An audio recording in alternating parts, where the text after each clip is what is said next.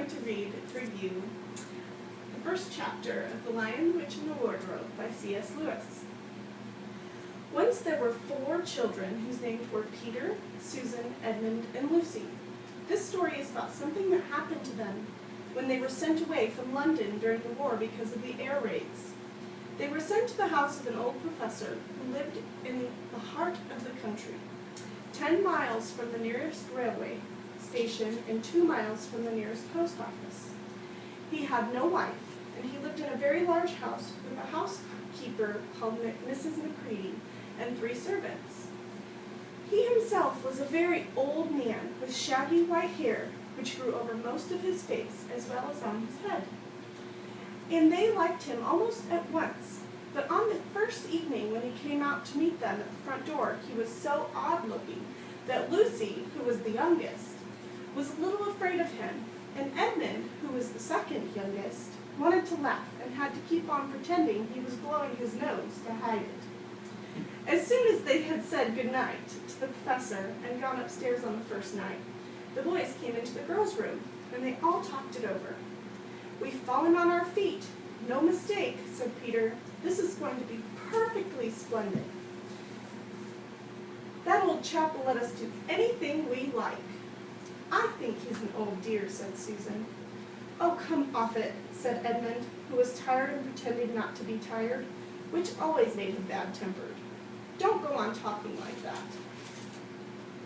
"Like what?" said Susan. "And anyway, it's time you were in bed."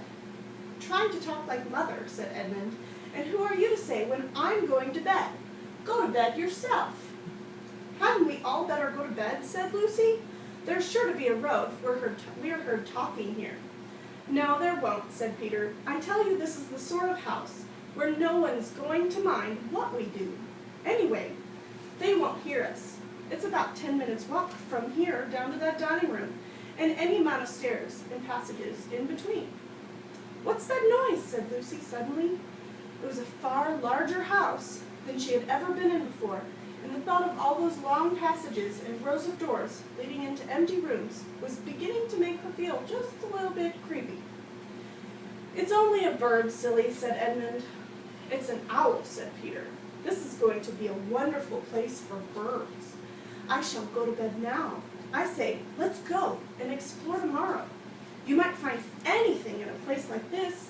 Did you see those mountains as we came along, and the woods? There might be eagles. There might be stags. There'll be hawks." "Badgers," said Lucy. "Foxes," said Edmund. "Rabbits," said Susan. But when the next morning came, there was a steady rain falling, so thick that when you looked out the window, you could see neither the mountains, nor the woods, nor the stream in the garden. "Of course it would be raining," said Edmund. They had just finished their breakfast with the professor and were upstairs in a room he had set up for them, a long, low room with 2 windows looking out in one direction and 2 in the other. "Do stop grumbling, Ed," said Susan. 10 to 1. It's clear up in an hour or so. And in the meantime, we are pretty well off. There's a wireless and lots of books." "Not for me," said Peter. "I'm going to go explore the house." Everyone agreed to this, and that was how the adventures began. It was the sort of house that you never seemed to come to the end of, and it was full of unexpected places. The first few doors they tried led only into spare bedrooms, as everyone had expected they would, but soon they came to a very long room full of pictures, and there they found a suit of armor. And after that was a room full of pictures, and there they found a suit of armor. And after that there was a room all hung with green, with a harp in one corner, and then came 3 steps down and 5 steps up. And then a kind of little upstairs hall and a door that led out onto the balcony, and then a whole series of rooms that led into each other and were lined with books, most of them some very old books, and some bigger than a Bible in a church. And shortly after that, they looked into a room that was quite empty, except for one big wardrobe, the sort that had a looking glass in the door. There was nothing else in the room at all except a dead blue bottle on the windowsill. "Nothing there," said Peter, and they all trooped out again. everyone except Lucy. She stayed behind. She thought it would be worthwhile trying the door of the wardrobe, even though she felt almost sure that it would be locked. To her surprise, it opened easily and 2 mothballs dropped out. Looking inside, she saw several coats hanging up, mostly long fur coats. There was nothing Lucy liked as much as the smell and feel of the fur. She immediately stepped into the wardrobe and got in among the coats and rubbed her face against them, leaving the door open, of course, because she knew that it is very foolish to shut oneself into any wardrobe. Soon she went further in and found that there was a second row of coats hanging up behind the first one.